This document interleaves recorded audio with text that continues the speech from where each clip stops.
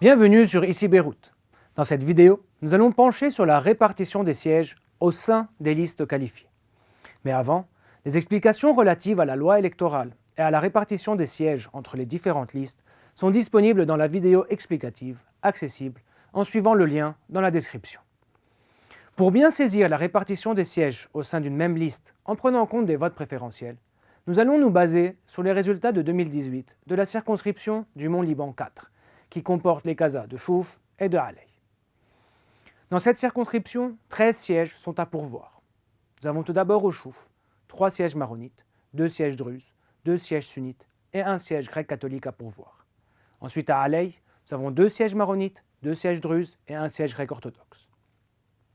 En 2018, 6 listes se sont présentées, mais seules 2 d'entre elles ont obtenu le nombre nécessaire de voix pour leur qualification. Nous avons tout d'abord la liste La Réconciliation, parrainée par le PSP, les FL et le Futur, qui a obtenu 9 sièges. Ensuite, la liste baptisée La Garantie de la Montagne, née de l'alliance du Parti démocratique et du CPL, qui a obtenu les 4 autres sièges. Mais comment sont choisis les candidats vainqueurs de chaque liste? C'est là où entrent en jeu les voix préférentielles. Il faut prendre en ordre décroissant les candidats, selon le nombre de voix préférentielles obtenues par chacun d'entre eux.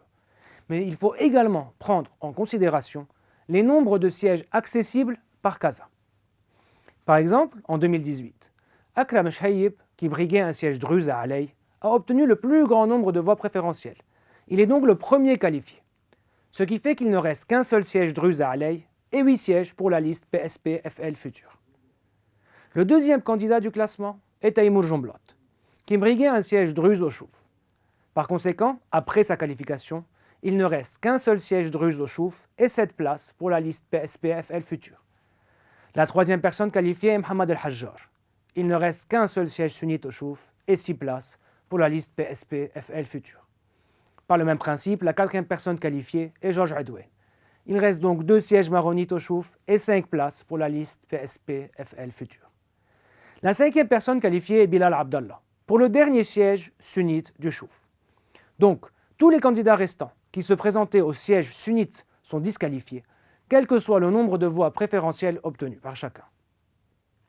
La sixième personne qualifiée est César Abou Khalil, qui lui briguait un siège maronite à Alay. Il ne reste donc qu'un seul siège maronite à Alay et 3 places pour la liste Parti démocratique CPL. La septième personne qualifiée est Henri Hello, qui lui briguait un siège maronite à Alay. Il ne reste donc plus de sièges maronites à Alay et tous les candidats maronites restants qui briguaient les sièges de Alay sont automatiquement hors course, comme Raji Saad ou Imad El-Hajj El-Ma'allim, même s'il y a encore des sièges maronites à attribuer au Chouf. Talal Erslen est le 8e candidat qualifié. De ce fait, il occupe le second siège druze à Alay et la liste parrainée par le Parti démocratique et le CPL a droit encore à 2 sièges. La 9e personne qualifiée est Anis Nassar, qui briguait le siège grec-orthodoxe à Alay. Il ne reste donc plus de sièges grec-orthodoxes et tous les candidats restants qui les briguaient, dans ce cas Lies Hanna, sont éliminés. La 10e personne qualifiée est Marwan Ahmedi, qui occupe le dernier siège druze au Chouf. Partant du même principe, les autres candidats qui briguaient les sièges druzes du Chouf sont éliminés. La 11e personne qualifiée est Nermet Toamé, qui occupe le seul siège grec-catholique du Chouf. Le candidat grec-catholique Ghassan Atallah de l'autre liste est donc automatiquement disqualifié. Maintenant, puisque 9 personnes de la liste PSP-FL Futur ont été qualifiées et que cette liste n'a gagné que 9 sièges, toutes les personnes restantes sur cette liste sont disqualifiées, quel que soit le nombre de voix préférentielles qu'elles ont obtenues. La seconde liste a encore droit à 2 sièges. Et les seuls encore vacants sont ceux des maronites au Chouf. Et c'est ainsi que Mario Aoun et Farid Bestene sont les 12e et 13e candidats vainqueurs et que nous avons la totalité des 13 sièges attribués. Donc en résumé, la victoire d'un candidat dépend d'abord du nombre de sièges obtenus par la liste à laquelle il appartient, mais également du nombre de voix préférentielles au sein de la liste. Il ne suffit pas d'avoir plus de voix que le candidat adverse. Dans le cas du Mont-Liban 4 en 2018, on peut voir que Naji Bestene, qui a obtenu 5245 voix, a été éliminé et que le siège a été attribué à Farid Bestene, qui n'a obtenu que 2657 voix. De même, Wiam Wahab, qui se présentait sur une 3e liste, a obtenu 7340 voix, plus de voix que Marwan Ahmedi. Mais comme sa liste n'a pas obtenu assez de voix pour atteindre le quotient électoral, il a été disqualifié ainsi que la liste.